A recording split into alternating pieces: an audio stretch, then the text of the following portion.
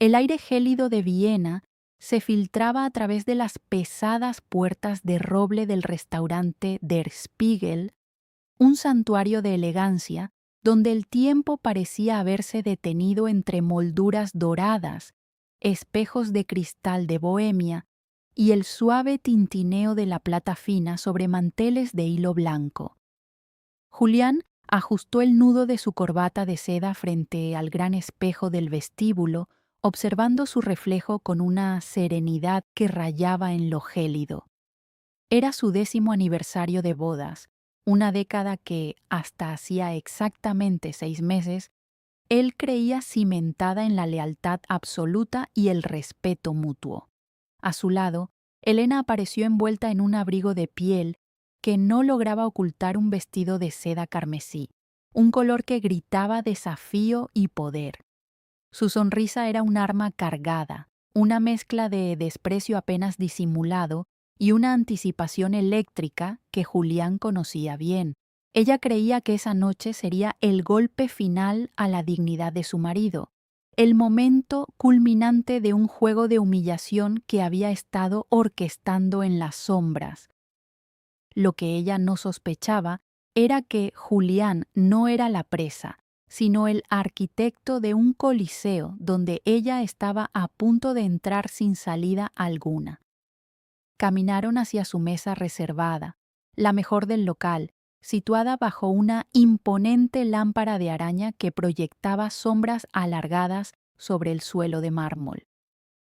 El murmullo de las conversaciones en alemán y el aroma a trufas, vino añejo y maderas nobles envolvían el ambiente. Julián la ayudó a sentarse con una cortesía mecánica, casi coreográfica, ocultando tras su máscara de esposo devoto el hecho de que conocía cada secreto, cada mentira sistemática y cada encuentro clandestino que ella había protagonizado en los apartamentos de alquiler del Distrito Séptimo.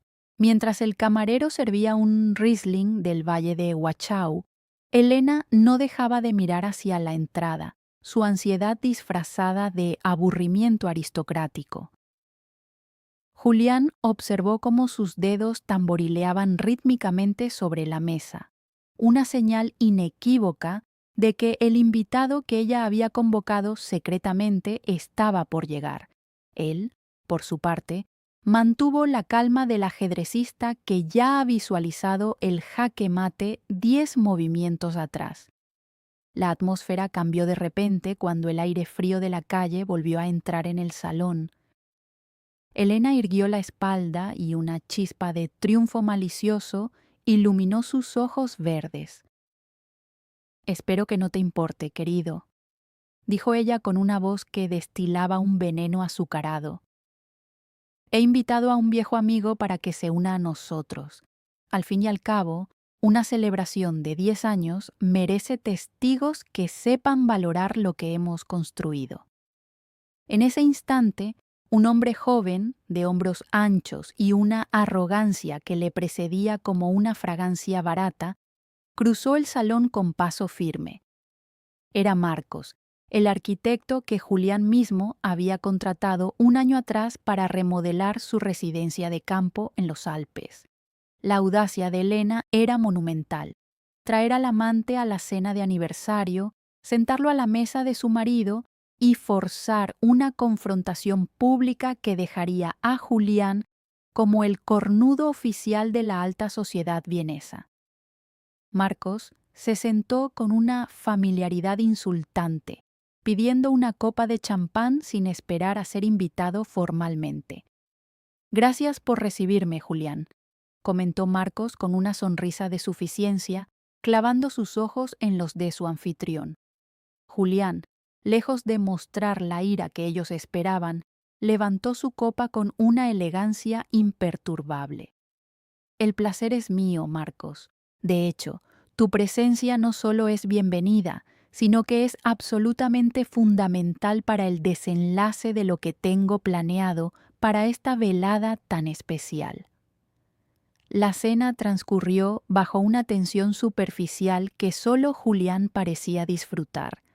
Elena y Marcos intercambiaban miradas cómplices, burlándose en silencio de la supuesta ceguera del marido. Hablaban de viajes futuros, de proyectos estéticos y de la libertad, mientras Julián escuchaba con una atención casi académica.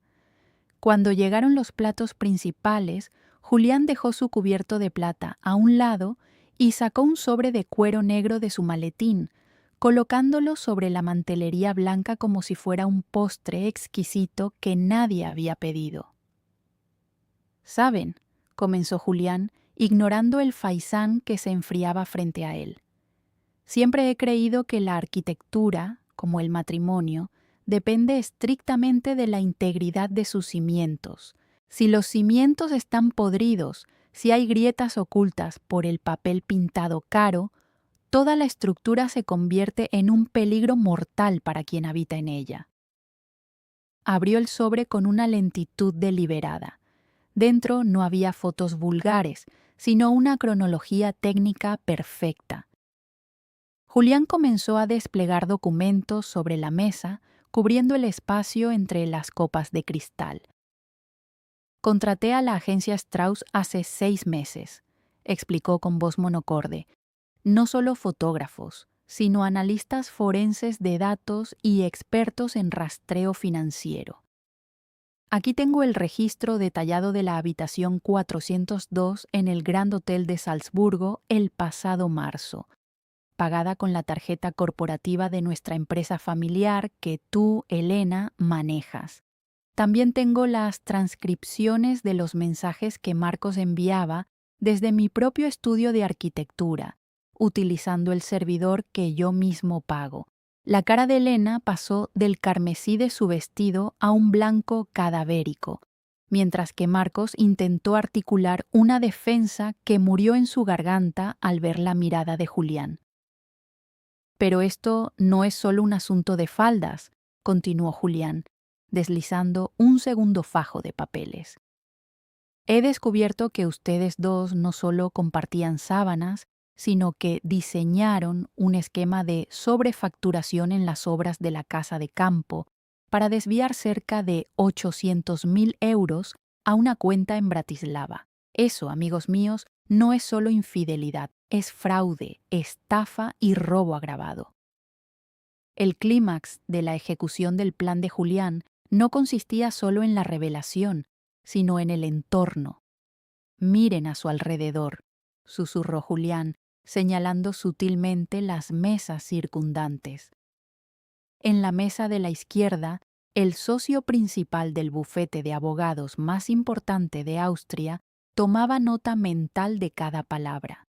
En la mesa de la derecha, el padre de Elena, un hombre de honor antiguo y fortuna inmensa, observaba a su hija con una expresión de decepción absoluta y asco profundo. Julián no había elegido este restaurante por su comida, sino porque sabía que esa noche la junta directiva de la fundación que Elena presidía estaría cenando allí. La humillación que ella pretendía infligir a su marido se había vuelto contra ella como un boomerang de acero. Julián reveló entonces que había activado una cláusula de moralidad y conducta delictiva incluida en su contrato prematrimonial, una sección que ella había firmado hace 10 años con arrogancia, convencida de que su control sobre Julián sería eterno. Al haber pruebas irrefutables de fraude financiero contra el patrimonio conyugal, Elena perdía en ese mismo instante cualquier derecho a pensión, a propiedades y, lo más importante, a su estatus social. Las consecuencias legales y sociales comenzaron a materializarse antes de que terminara la cena. Julián hizo una seña y un hombre de traje oscuro se acercó a la mesa. Era un notario que entregó a Elena la demanda de divorcio y una orden de alejamiento de las oficinas de la empresa. «Marcos», dijo Julián, volviéndose hacia el amante, «tu estudio de arquitectura ha sido declarado en quiebra técnica esta tarde. He comprado todas tus deudas a través de una empresa pantalla y he solicitado una auditoría estatal por los fondos desviados. Mañana, a primera hora, la policía te estará esperando para hablar de esos 800.000 euros. El silencio que siguió fue atronador. Elena intentó levantarse, pero sus piernas no le respondieron. La magnitud del desastre la había anclado a la silla. Sus amigos, sus contactos y su propia familia le daban la espalda en directo, en el escenario más lujoso de Viena. Había pasado de ser la reina de la velada a ser una paria social en menos de 20 minutos. Julián se levantó con una calma envidiable. Pidió la cuenta, pagó la cena de los tres con un billete de 500 euros y dejó una propina generosa al camarero, agradeciéndole por el servicio impecable. No hubo gritos, ni escenas violentas, ni dramas televisivos. Solo una precisión quirúrgica que había amputado de su vida el cáncer de la traición. Se puso su abrigo de lana, ajustó sus guantes y miró a Elena por última vez. En sus ojos no había odio, solo el vacío que queda después de que se ha hecho justicia. Feliz aniversario, Elena. Espero que el sabor de esta cena te dure el resto de tu vida, porque es lo último que obtendrás de mí, sentenció antes de dar media vuelta. Al salir del restaurante, el aire de Viena ya no se sentía gélido, sino renovador. Julián caminó por las calles empedradas, escuchando el eco de sus propios pasos sobre la nieve recién caída. A lo lejos, las campanas de la Catedral de San Esteban marcaban la hora, anunciando el final de una etapa y el comienzo de una libertad que no tenía precio. Se detuvo en el puente que cruzaba el canal del Danubio y respiró hondo, sintiendo cómo el peso de 10 años de una farsa bien construida se disolvía en la corriente oscura del río. Había recuperado su nombre, su patrimonio y su dignidad, dejando atrás las cenizas de una relación que nunca fue real. La venganza, cuando se sirve con la precisión de un relojero vienés y la frialdad de un invierno alpino, no deja espacio para el arrepentimiento.